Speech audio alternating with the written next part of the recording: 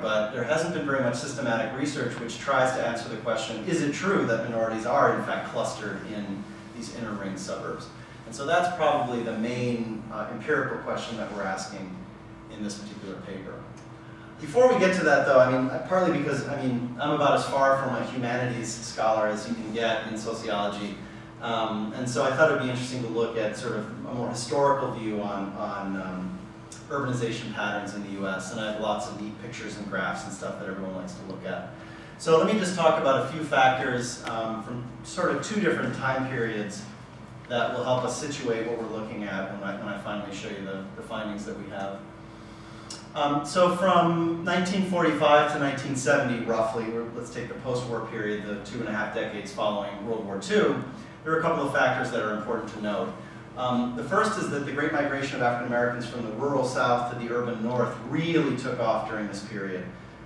Most people know something about the Great Migration, but it was really two distinct periods. There was sort of a 1910 to 1930 period, and then a 1945 to 1970 period. And the second period was much, much greater than the first. About 5 million African Americans moved from the rural South to the non-rural South in that period. So here's a couple of pictures that display this. This is the black population in 1900. And what we can see is that there's really no distinct areas of settlement. I mean, the best you're going to get is this little area right here, which is the Mississippi Delta region. This is the area that was incredibly fertile for growing cotton in the South. So there's lots of African Americans clustered there, but it's not clustering quite in the way that you might see in a city. And I'll show you another map that depicts this a little bit better in just a minute. Now we're going to move forward to 1960, which is kind of right in the middle of this second wave of the Great Migration. And what's interesting is that it's not as though the whole black population has moved out of the South, it's just that it's so much more focused now in particular areas. From the West Coast we have LA and San Francisco. In Texas you have Dallas and Houston. And you can sort of identify cities really clearly now. Little Rock, Kansas City, Indianapolis, Chicago, Cincinnati, Dayton, and Columbus. There's really obvious clustering of African Americans. So although the black population didn't move kind of wholesale out of the South, it became much more concentrated in particular areas. This is just a graph that I put together for a different class, and this shows the transition of the black population by whether they live in the South or the non-South, and whether they live in cities or rural areas. So in 1900, I bet you can guess what the big bar is there. That's the rural South. And you notice about 75% of all African Americans in 1900 were living in rural southern areas. By 2000, only about 12% were living in the rural South. There is a small population that always lived in the rural non-South areas in Illinois or Indiana or whatever, but was always pretty small and continues to be small. The real action took place in both the urban South, so there was always a black population in the urban South, Atlanta and Birmingham and places like that. And part of the Great Migration was really a rural to urban story rather than a southern to northern story, and this is part of it. And then finally we see that in 1900 only about 8% of African Americans lived in the urban non-South. That would include cities like Los Angeles and places like that.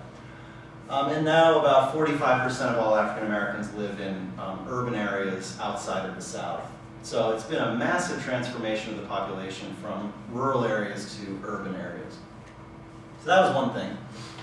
A second thing is that there was, between the Depression and the end of World War II, there was very little new housing built in the US. The Depression for obvious reasons, and then during World War II there was an awful lot of moving of industry away from building housing to building wartime material. And so there was all this built up demand for housing by just people who were growing and moving out of their parents' homes and things.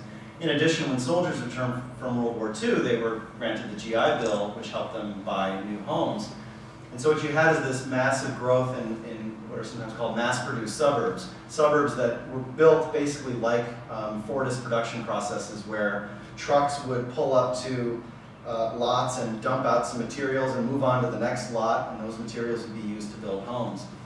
Probably the most famous version of the mass-produced suburb are the two Levittowns. There's actually a third one, but the first two, Levittown, New York is on Long Island, and Levittown, Pennsylvania is right outside Philadelphia. So I have some images of that. This is Levittown, New York. You can see that it's very well planned, very standardized, just like any kind of Fordist production process of the time. Here's a kind of a street view of these very small, identical Cape Cod houses that were all built identically and with a really very, very rationalized production process. The materials were unloaded in reverse order that they would need to be used to be built, so that the things on the top of the pile went first, and then the next thing, just like you'd imagine if you were going to mass produce housing, that's how you would do it. This is Levittown, Pennsylvania. It still has that same kind of mass-produced feel to it. So that was the second thing.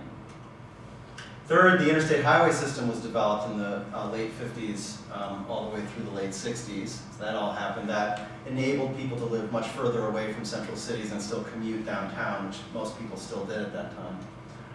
And then finally, in the 1930s, in the New Deal, there were a couple of federal programs that were meant to prevent people from losing their homes and also to encourage home buying. The HOLC is the Homeowners Loan Corporation. That was started in 1934, and it was an organization that was, it provided low-interest loans to people to buy back their homes, basically, from foreclosure. The FHA people probably know a little bit about. The FHA is a bank guarantor, so it allows banks to lend money at fairly low rates to people who don't maybe have the best credit histories, and the FHA backs those loans. Well, the FHA and the HOLC are using tax money, public money, and they have to decide where to dole out these scarce resources. And so the actuaries in the HOLC and the FHA decided that they would take maps of cities and draw lines around neighborhoods that were thought to be good credit risks. Those were drawn in green. Green means go, right? And the neighborhoods that were thought to be bad credit risks were outlined in red. Red means stop.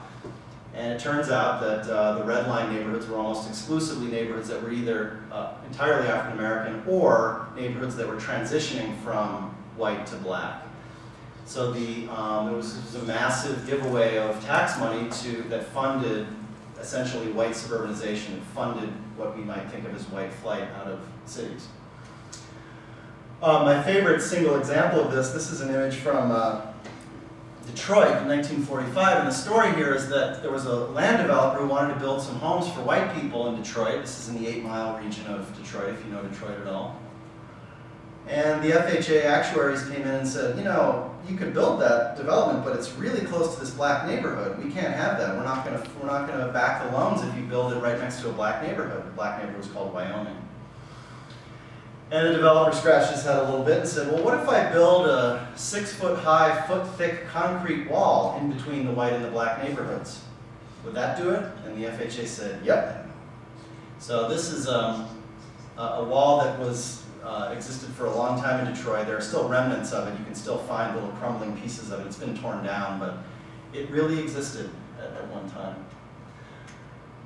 So what we have then by 1970 is a so-called chocolate city vanilla suburbs pattern, where virtually all of the minorities in the U.S. were African American, virtually all of them lived in central cities, and virtually all of the suburbs were populated by whites. And so this pattern was noted in a popular song in 1974 by the band Parliament called Chocolate City.